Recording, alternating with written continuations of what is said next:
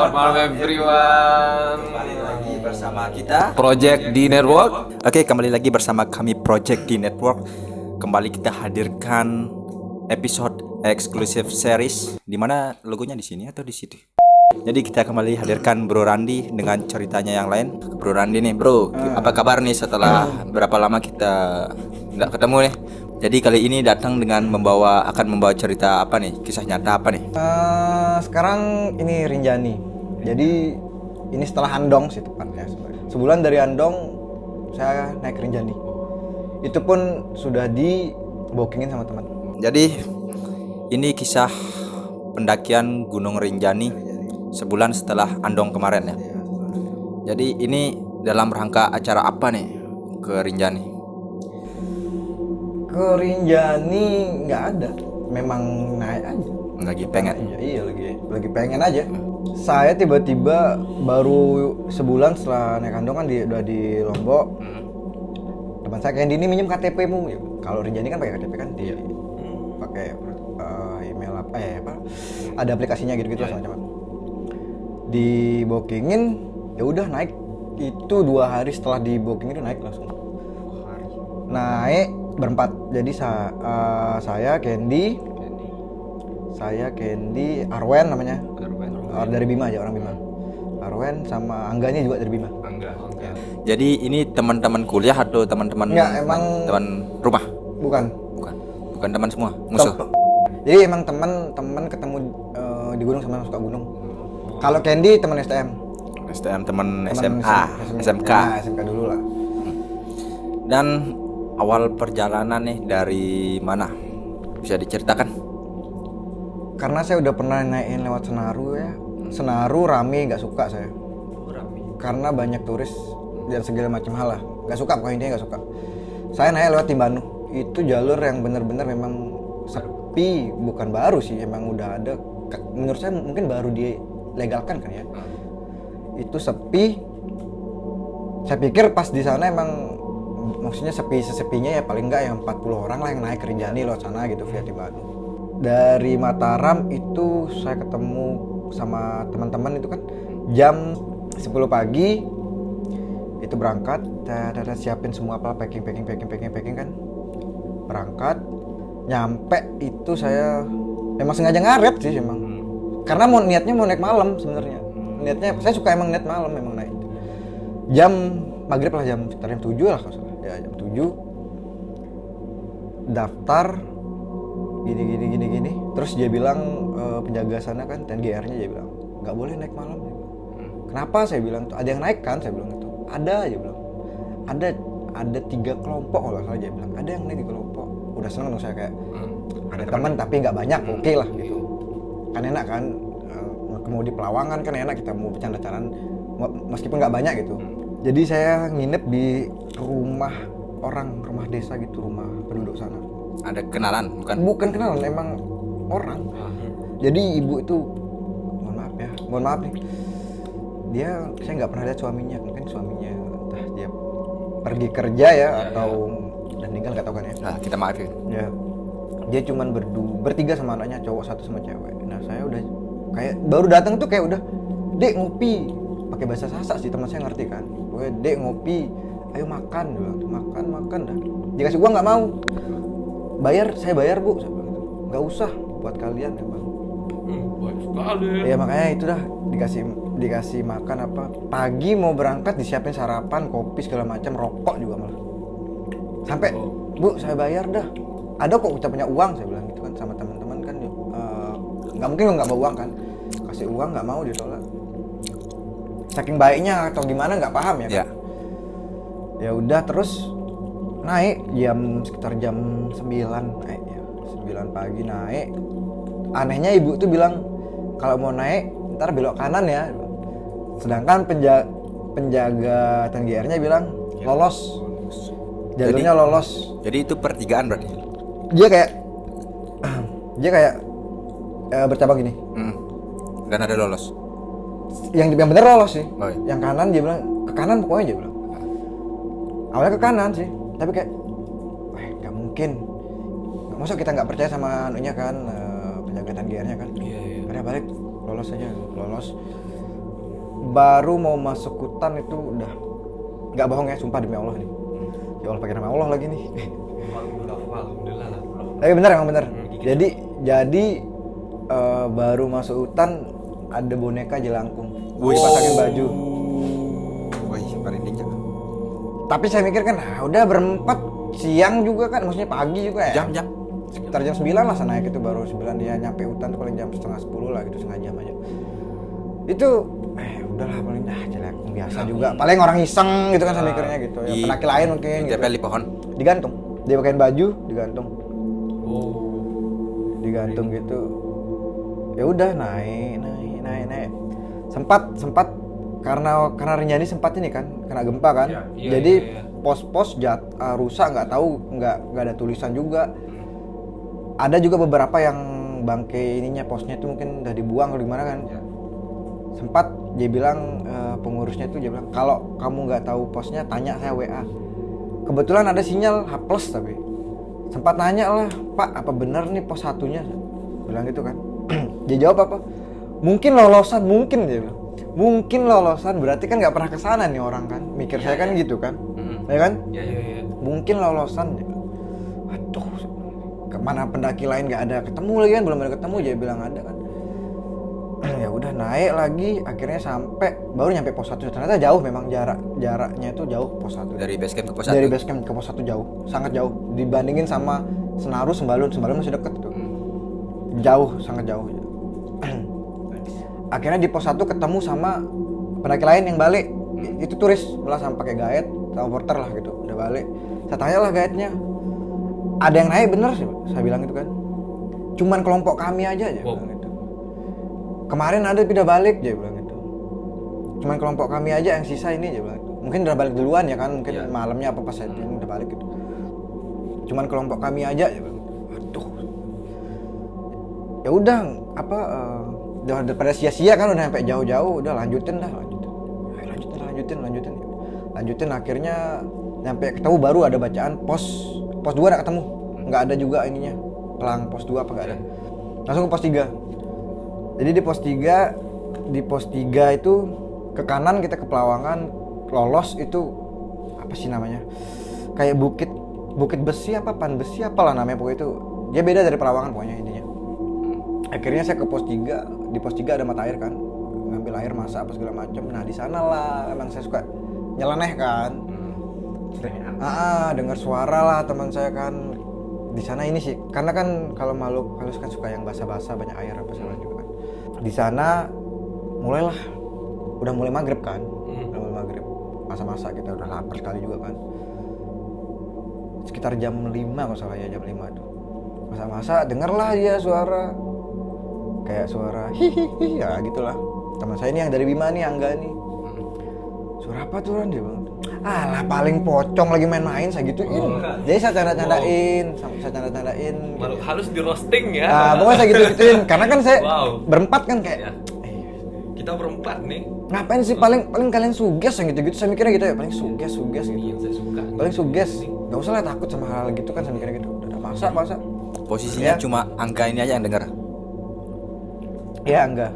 Karena posisi waktu itu saya masak sama Angga yang lain masih kupas-kupas, jadi pisah tempatnya. Ya enggak jauh sih tapi pisah gitu. Dia bisik lah gitu.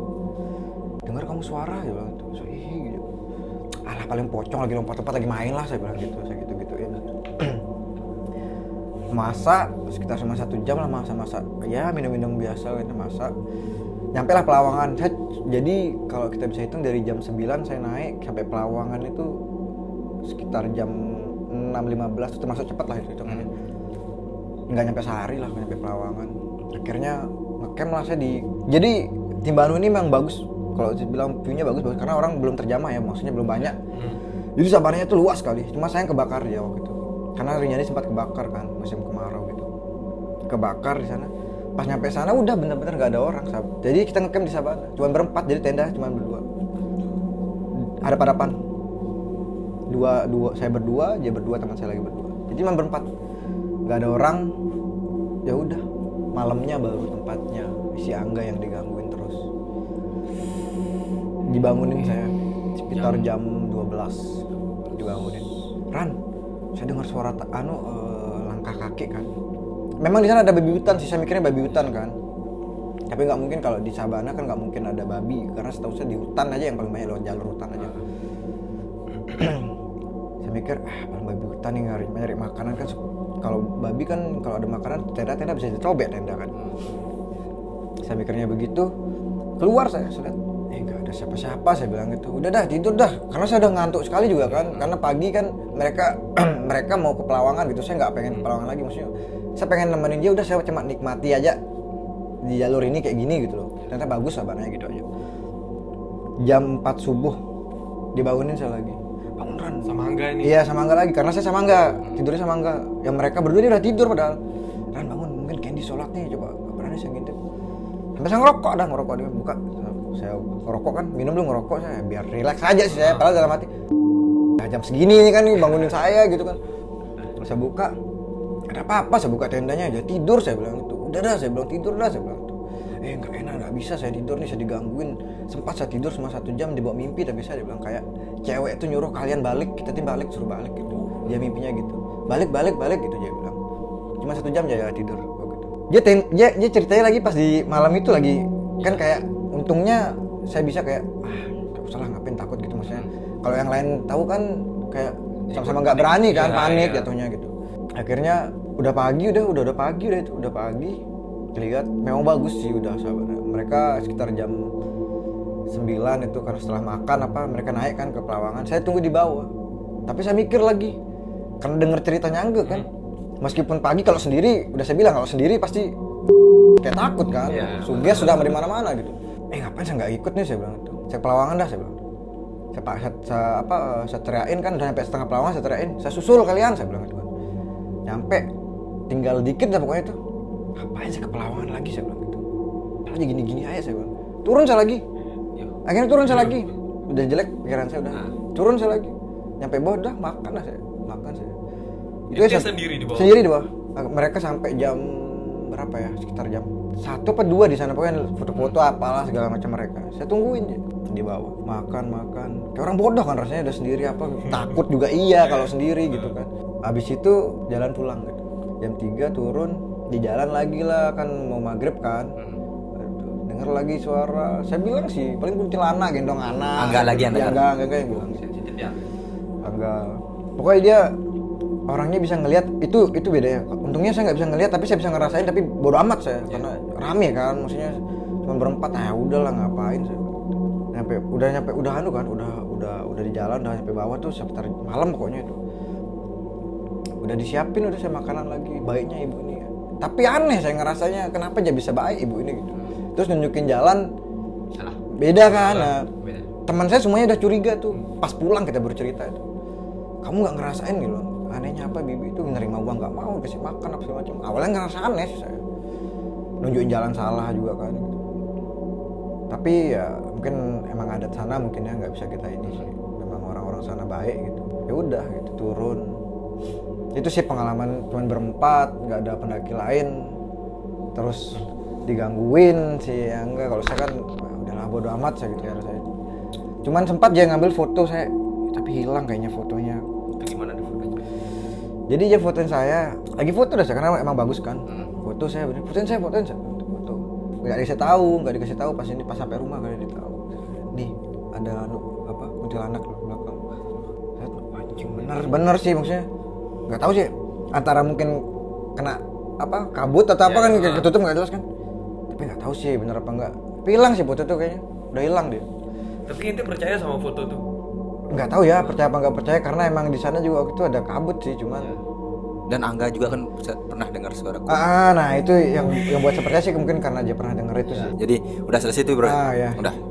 Tadi kita masuk ke sesi diskusi. Menurut saya nih saya juga sih curiga sama ibu-ibu tadi tuh. Positive thinking aja, mungkin jalur yang ditujuin dia itu jalurnya orang-orang sana. Iya mungkin yang bertani, berladang mungkin ya. Kebiasaan mungkin lewat sana mungkin bisa juga ya, tapi nggak tahu sih. Dari pengalamannya si Angga sih, menurut saya dia tadi bro bilang juga bisa ngelihat ya. Iya, jadi saya waktu itu sebelum ke Renjani itu pernah sama dia ke Propok. Jadi Propok itu belum terkenal, belum ada namanya pembayaran, belum ada base camp di sana, belum parkir, belum bisa kita di hutan itu. Jadi motor kita dibawa pulang sama orang sana. Di sana aja pernah kakek-kakek gini ngambil kayu bakar. Jadi kalau di propok itu kan ada kondo, ada propok. Jadi waktu itu saya ke kondonya, kalau propoknya itu sabananya. Jadi kalau kondo naikkan lagi. Di kondo itu dia saya naik itu sekitar berapa ya? Jam berapa lupa saya.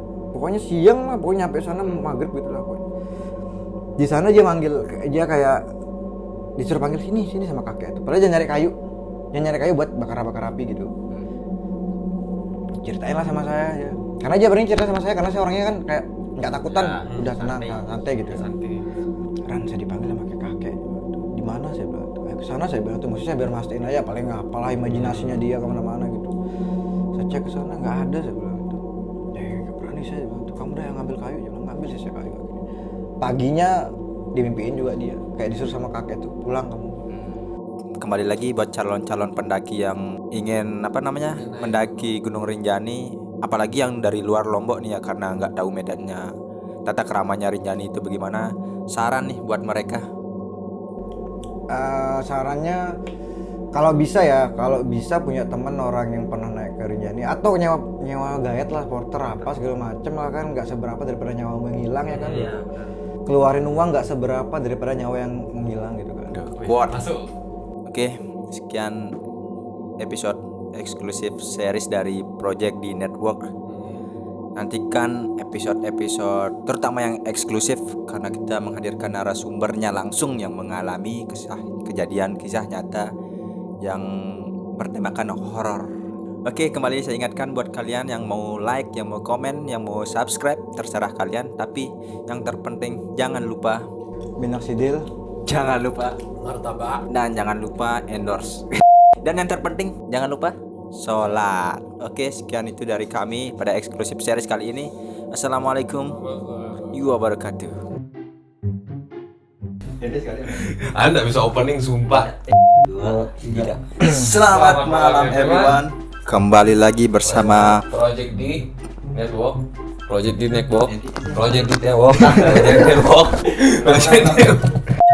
Jadi narasumber kita masih kesemutan, guys. Iklan.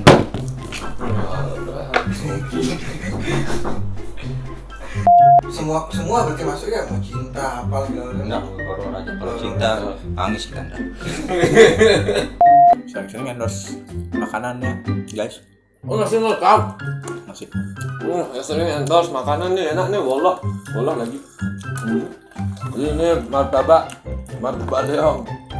Oke, sekian itu dia. Makan dulu.